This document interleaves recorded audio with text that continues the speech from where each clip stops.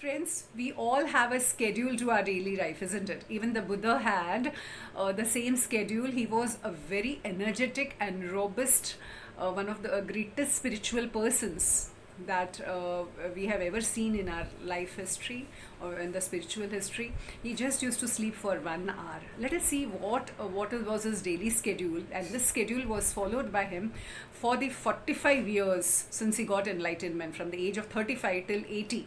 He used to follow the same schedule. Now, the first part of the day was starting at 4 a.m. till 12 noon.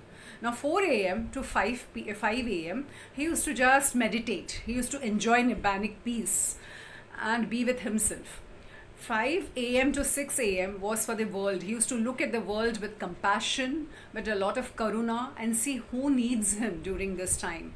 And he would reach them with whatever were their worries or whatever was their requirement. He could go to Angulimala only because of this divinic eye that he had.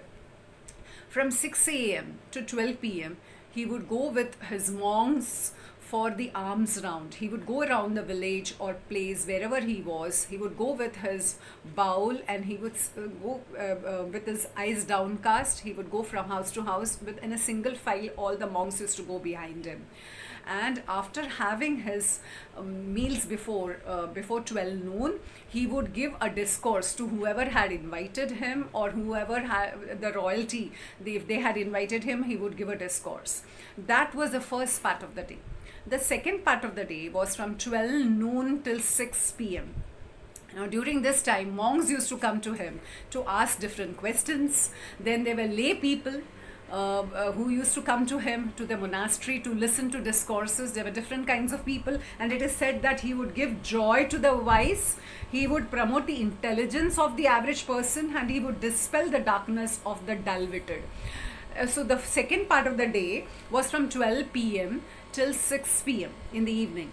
And then 6 p.m. was the third part of the day, from 6 p.m. to 10 p.m. In that time was reserved only for monks. He would give discourses, he would listen to their queries, he would answer whatever their questions or their difficulties in meditation. All that was spent during that period.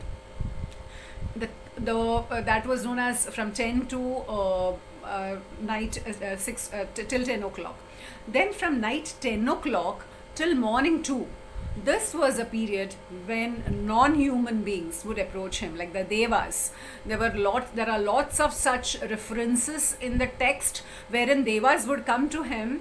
They could not be seen by the human eye, and they would ask a lot of questions to the Buddha. So this time, from night 10 o'clock till morning 2 o'clock, was spent by the Buddha answering questions, giving discourses to the devas, and he would give them energetically and tirelessly. From 2 a.m. to 3 a.m., he would just do walking meditation. Since he had done a lot of sitting while giving discourses, he would do walking meditation. And from 3 a.m. to 4 a.m., he would sleep on the right shoulder, right side, with full mindfulness. So such was the tirelessness of the Buddha, who would do this for the benefit of mankind, so that everybody gets the teachings. When I look at the daily schedule of the Buddha, I am really amazed with the superhuman who was able to give so much to us by way of so much of teachings which would benefit everybody. May all beings be happy.